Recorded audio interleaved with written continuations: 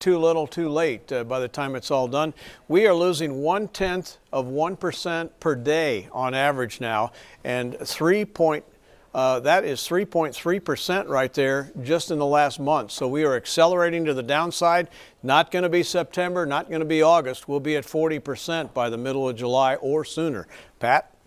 Dale, thanks. The lack of rain has led to stage 1 mandatory drought restrictions for Corpus Christi, and that means you can only water your lawn once a week on your trash collection day. On your watering day, you can only water after 6 p.m. or before 10 a.m. The city tells us that no citations have been issued since stage 1 restrictions were implemented on June 14th. The city says, though, if you do want to report possible water violations, call that number you see right there on your screen, 361-826-2489. The summer heat can also be bad for vehicles. Summer heat can drain your battery. It can cause tire blow-ups and even wear down your AC from too much use. There are several basic safety checks that you can perform, though. Make sure that you've got plenty of coolant and check your oil, check your transmission, power steering, brake fluid levels, those kinds of things. Tire pressures, check your oil, check the cooling systems, make sure the tires have decent tread on them. Never know where the driver is going to be traveling to, and just make sure you don't have no leaks on the vehicle. Yeah, a little preventative maintenance there, right? If you are going on a long summer trip, well, have your vehicle checked by a mechanic, of course. The ongoing drought will have an impact on at least one 4th of July tradition. Earlier this month, Nueces County Commissioners approved that ban on aerial fireworks in unincorporated areas of the county. It's a ban. That county ban only covers fireworks that have fins or sticks, like bottle rockets. Fireworks stands open tomorrow through July 4th, but keep in mind it is illegal to set off any kind of fireworks inside the city limits. You can be fined up to $2,000 for each open package of fireworks in your possession. The city has a suggestion for you. Just let them take care of the fireworks for you, okay? Details of the 45th annual 4th of July Big Bang celebration were announced today. The big show, sponsored by HEB, will be held along the Bayfront Sunday, July 3rd. It begins at 9:30 Sunday night. Other activities will be held at Water's Edge Park before the fireworks show. One of the big events includes the return of the Food Truck Summerfest. All these food trucks and vendors, small businesses, and we're very humbled to be back again this year with the mayor. Pretty awesome. Traffic along Bayfront will be heavy. Shoreline Boulevard will be closed to vehicles so pedestrians can get around safely. Here's a sight for sore eyes. Or is it? I mean, it just depends on your perspective, I guess. $4.26 for a gallon of gas. I guess a lot of people consider that good these days. We found this dream come true, we're told, at the Murphy Express station, corner of Airline and Saratoga. The AAA says gas prices dropped overnight. And one of the reasons is a decline in the price of crude oil. But unfortunately, prices at the pumps are expected to start climbing once again as we get closer to the 4th of July holiday. We have a continuing coverage right now of the debate over gun rights, which heated up once again today following a ruling from the U.S. Supreme Court.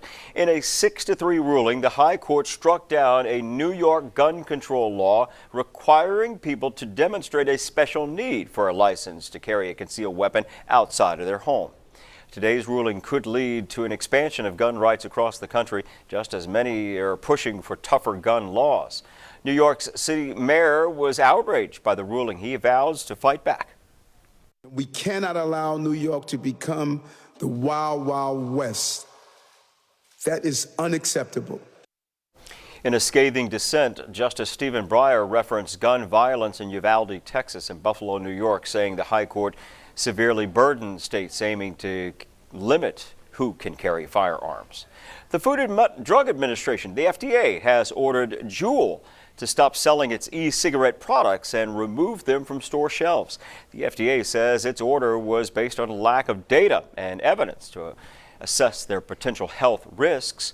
The order does not prevent consumers from possessing or using Juul products. One local resident who says that she started smoking Juuls in high school doesn't think taking them off the market will be beneficial.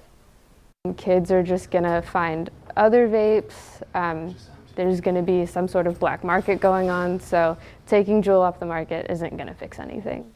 E-cigarette supporters say they can help smokers cut back on regular cigarettes. Juul plans to appeal the FDA's order. We've got some good news for you. Are you parents still searching for baby formula? More is on the way. The Biden administration announced a deal to ship about 1 million pounds of Gerber baby formula into the U.S. from a Nestle factory in Mexico. That's enough formula to make about 16 million 8-ounce bottles. Coming up in tonight's Veterans in Focus report, some good Samaritans coming to the aid of a World War II veteran in his time of need. I'm very grateful to them.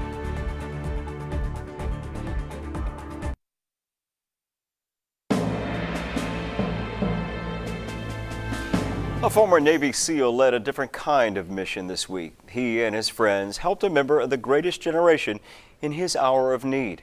Our Greg Chandler brings us their story. Arturo Martinez helped win the war in Europe. He was one of 4 brothers who served during World War II. All survived.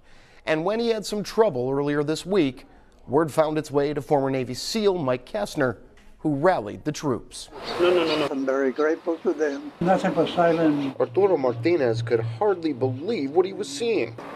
Perfect strangers fixing his water out of the goodness of their hearts as he looked on. I went out there, stayed with them, and talked to them. Plumber's best friend. The 100-year-old veteran's water line had sprung a leak. He called the city, but it's after the meter. So it's not the city's problem, it's the homeowner's problem. The city employee who came to look at the leak then made a call to former Navy SEAL Mike Kessner. I told her I would take care of it, and it just so happened my friend Cameron called me at the same time. And I asked him, he didn't blink an eye, said he'd come out here. Cameron, you ready? Cameron is Cameron McClellan. He, Kessner, and other volunteers made quick work of Martinez's leak. There you go. And got his water flowing again. We all joined together just to take care of the guy. Simple as 1, 2, 3. They all worked 10 hours a day out in the Flint Hills refinery in the sun, and now they're out here on the free time helping somebody out. Not just somebody, though. Martinez is a World War II veteran, one of a dying breed. He flew on B-24 bombers as a flight engineer and gunner. Most of my flights are over Austria, Czechoslovakia, Northern Italy. He survived 25 missions over Nazi-occupied Europe, though he saw his share of close calls. There was a lot of flak, intense flak sometimes. Today, Martinez is battling leukemia, and this fighter grateful to have one less thing to worry about as he battles his illness. They were so nice to me and helping me out, and of course it saved me a lot of money too. Just taking care of people is the right thing to do. I mean, he's part of the best generation of all time, and we got to respect that. The leak was stopped, but Martinez still has a hole in his yard, so the guys say they'll be back this weekend to fill it in. For Veterans in Focus, Greg Chandler, Chris 6 News. Veterans helping veterans, folks. That's good to see. And a reminder for veterans in the Coastal Bend to visit our Veterans Information page. You'll find it at christv.com/Veterans in Focus. We also have a hotline number for you veterans out there. If you need some help, the number is 361-654-1620. Today was a big day for Halo Flight. 2, 3, cut. And they held that ribbon cutting for a new hangar at their Beeville base. The new hangar means a faster response time for the air ambulance service. In the past, when bad weather hit, they had to move the helicopter to another safe location in Beeville. With this hangar, it actually keeps us in service a little bit better because we can leave it in the hangar or we can move it into the hangar, and then when the weather's better, we can move it back out again. So it's a little quicker time. And that could save some lives, right? Halo Flight's Beeville base went into operation September 2015. Since then, they've flown more than 3,000 missions. Halo Flight also has bases in Corpus Christi and Alice. And it was a scorcher today here in South Texas as the heat index hit 107 and the temperature was in the mid-90s. But what's in store for tomorrow and a look at the tropics? There's something that picked up today, and we'll tell you about it next. Now, your Chris 6 weather forecast. Hi, everybody, and good afternoon to you. We got hotter today in South Texas as that Saharan dust left the area and left us with those pretty skies. 94 degrees coming from a morning low, 5 below normal at 70. The only problem is our rainfall deficit. With those beautiful blue skies, there's no rain in them, and we're close to 7 inches below normal for the year. We've been averaging about an inch of rain per month going back the last 8 months, so not good. All the way to Halloween. There's the dust leaving the area, drier air coming in the mid and upper levels of the atmosphere, dust-free air, that's good, but that's also going to allow us to heat up during the daytime hours. A little bit of dust coming back here early next week, but not bad. Right now, downtown Corpus Christi, we have 90 degrees, southeasterly breeze at 14, and temperatures as high as 100 from Mathis over to Freer. Down to San Diego, it is 87 in Port Aransas and 91 in Rockport. And the feel-like forecast, again, mid-afternoon tomorrow will be at triple-digit levels just about everywhere. We had 107 today. Remember the graphic I showed you yesterday showed 105. So these are on the hour. In between hours, we will see higher values than this. And again, similar readings here on Saturday. Bad? Yes, but not as bad as it has been. Satellite and radar shows that we do have sunny skies and very light pressure gradient, light winds for summertime. We're coming around that high pressure system. There's the high in the upper atmosphere. Look at all that dry air on the water vapor imagery. So not much happening there until that high moves out of the way. And it's going to do so, meandering around here Saturday and Sunday. And then it starts to take up residence here on Monday and then bail out. And with high pressure way to the north, this opens up the tropics a little bit, allows a weak front to come in and deliver some moisture. Take a look at it here in green. Not quite here at mid-afternoon on Monday, then it's here Monday night. We'll start to see a few showers and again on Tuesday and into Wednesday afternoon before it spirals out of the region on up to the north. So there's the dry high. This is the big picture, and that moves off to the south and west of us this weekend. So that puts us really hot, upper 90s for highs. Sorry about that. And then there's the front coming in, and that will deliver scattered showers here late Monday into Tuesday and Wednesday of next week. Rainfall potential, again, yesterday this showed over an inch for us through Thursday. Now we're less than half of that, but still we are going to see significant rain in the area for a change. Is it going to end the drought? Absolutely not. But at least we'll have something to talk about besides hot, dry weather.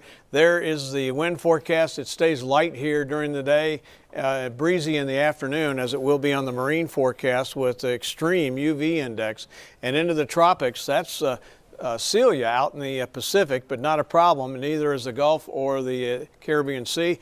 This area is expected to develop, and it's highly unusual to see it come off the coast of Africa this time of the year. There's Preston, and he's walking tonight with me into the low 80s around midnight. As we take a look at the 7-day forecast, we've got 73 tonight, 96 tomorrow, and we take it up again to extreme levels here, 97 Saturday, 98 Sunday.